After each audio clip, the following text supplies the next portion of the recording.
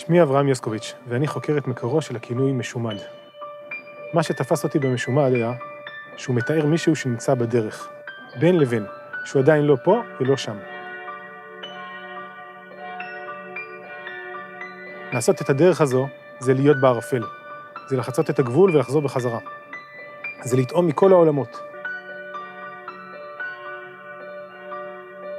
זה לנסות להחזיק את החבל משני קצותיו, זה דילוג מתמשך בין מי שהיית ובין מי שאתה חושב שאתה רוצה להיות.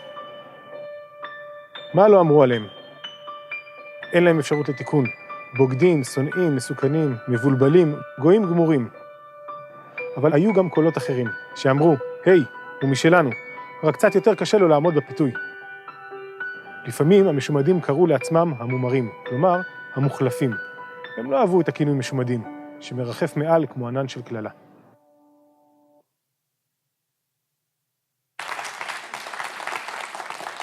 ערב טוב. נסו לחשוב לכמה שניות. לאיזו קבוצה או קהילה אתם מרגישים שייכים? יש איזה ארגון שאתם חלק ממנו? אם יש כזה, מה הדבר שהופך אתכם להיות שייכים לאותה קהילה או ארגון? אם יש משהו כזה שאפשר להצביע עליו? בואו ניקח אותי לדוגמה. אני אוהד מכבי חיפה בכדורגל. אבל מה הופך אותי להיות אוהד כזה? אני גר בירושלים ולא בחיפה. למשחקים של הקבוצה אני כבר לא מגיע, וכבר לא עוקב אחרי התוצאות. אז מה נשאר? החיבה שלי לצבע הירוק, או זיכרונות ילדות, הם מאוד יפים, אבל זה דבר קצת רחוק, לא? ובאמת יש אוהדים שיגידו, אתה לא אוהד, אתה לא נאמן לקבוצה. ואם אני אלך ואני אקנה בחנות, חולצה של מכבי תל אביב למשל, הם יגידו, אתה בוגד, צריך להוציא אותך מהמועדון, אצלנו אין דברים כאלה. מכירים את השיר בלד על עוזב קיבוץ? נראה איך יסתדר בחוץ. תראו שעוד יחזור על 4 אל הרפת. אפשר להרגיש את האיבה למי שבוחר לעזוב את הקולקטיב. אבל מצד שני הוא עדיין אחד משלנו, אפילו מקווים שהוא יחזור הביתה. המחקר שלי שואל את השאלות האלה על קבוצת היהודים שלפני 1,500 שנים. מה הייתה אז התפיסה של שייכות לקהילה? איך הגדירו אותה? מי היה בפנים ומי היה בחוץ? איך חשבתי לעשות את זה? עקבתי אחרי מילה אחת, משומד, שמתארת את מי שמנסה לצאת והוא בדרך ליעד חדש. אספתי את כל ההתייחסויות למילה הזאת שמצאתי לאורך כמעט 1,000 שנים, ומצאתי שהמילה הזאת משנה את המשמעות שלה לאורך הזמן. מה אפשר ללמוד מזה? אני אתן לכם דוגמה. מה הדבר הראשון שעולה לכם בראש כשאומרים את המילה שרת? יש כאן כאלה שדבר ראשון חושבים על איש תחזוקה בבית ספר. אחרים אולי חושבים קודם על סרבר, שרת ברשת מחשבים, נכון? אם אני אהיה אמיץ, אני אסתכם ואני אנחש שאנשים מעל גיל מסוים, נגיד 40, חושבים קודם על איש תחזוקה, ואנשים צעירים יותר חושבים על הסרבר. אבל, אז מה קרה כאן? המילה הייתה בעלת משמעות מסוימת בתקופה אחת, והיא שינתה והולכת ומשנה את המשמעות שלה בתקופה אחרת. למה קרה השינוי הזה?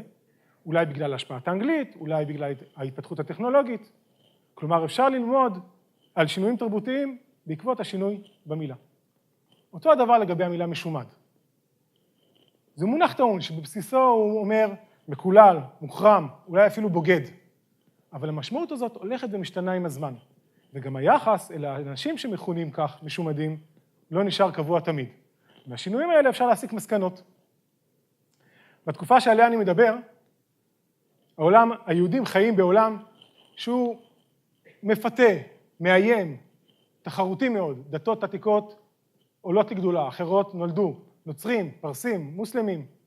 כל אלה, אם תרצו, הם מועדונים מצליחים מאוד, גדולים ועשירים, ויש כאלה שרוצים לעבור, לשנות את ההשתייכות שלהם.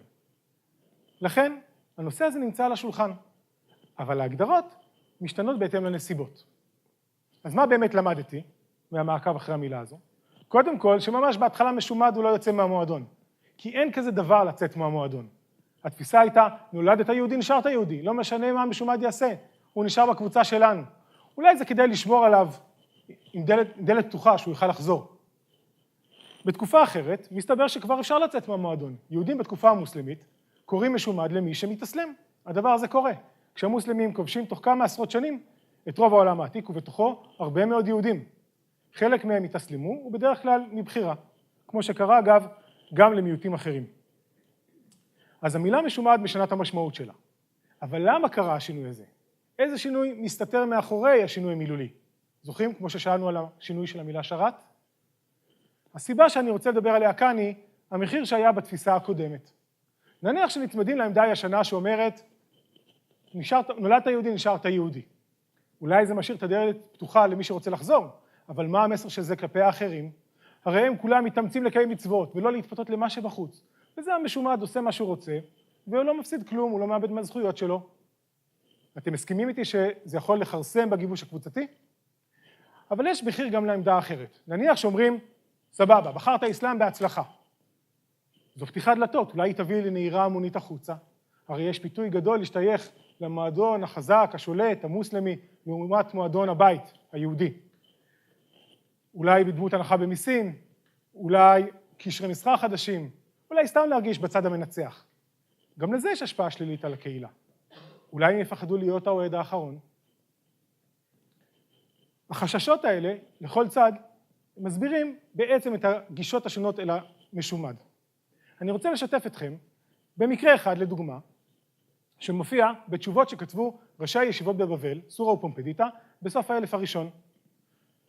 התשובות האלה הן לשאלות שנשלחו אליהם אז ברחבי העולם העתיק, העולם היהודי. זה כמו שראשי קהילות או ארגונים יהודים בחו"ל שולחים היום שאילתה לממשלת ישראל בעניין ציבורי כללי, אלא שאז בדרך כלל זה היה בהלכה. פה מופיעה לנו תשובה של רב האי גאון, שנמצאת היום בכתב יד, נשמר בספריית הפלטינה בפארמה, איטליה. רב האי גאון חי בתחילת המאה ה-11, והיה ראש ישיבת פומפדיטה. רב האי גאון מסמן בעצם את סוף תקופת הגאונים. האיש שאחריו ישיבות בבל הם כבר לא מה שהיה קודם. רב האי ואבא שלו, רב שרירא, כיהנו במשותף בתור ראש ישיבה במשך כמה שנים, ואפילו כתבו תשובות ביחד.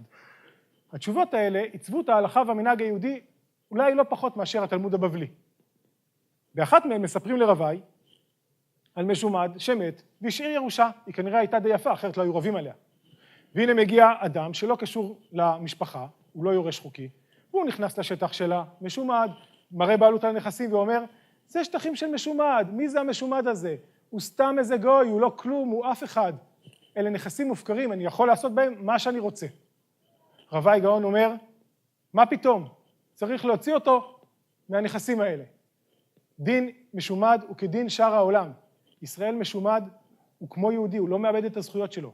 רב האי אולי רצה להשאיר את הדלת פתוחה כדי שהוא יוכל לחזור חזרה. אבל היה גם מי שחשב הפוך. רב נתרונאי גאון אמר במקרה דומה, שמשומד יצא מקדושת ישראל ומקדושת אביו. כלומר, הוא מפקיע את עצמו מהמועדון הישראלי. עכשיו הוא לא זכאי יותר לכלום. רב נתרונאי גאון היה ראש ישיבת סורה במאה התשיעית. איש תקיף שמלך רק כמה שנים בראשות הישיבה, אבל הטביח אותם עמוק. והוא היה מגדולי הלוחמים בקראות. רב נתרונאי חשב שלא ייתכן שלא יהיה מחיר לעזיבת המועדון. המשומד חייב לאבד את זכויותיו. זה נכון בירושה, זה נכון לגבי כהן, שאם הוא ישתמד מאבד את זכויות היתר, זה נכון לגבי אישה, שאם היא השתמדה, היא מפסידה את הכתובה שלה. תבינו עד כמה הוא היה חריף. לדעת רב נתרונאי, המשומד מתנתק אפילו מהמשפחה הטבעית שלו. יותר, הוא לא הבן, הוא לא האח, הוא לא הבעל של בני המשפחה הקודמים.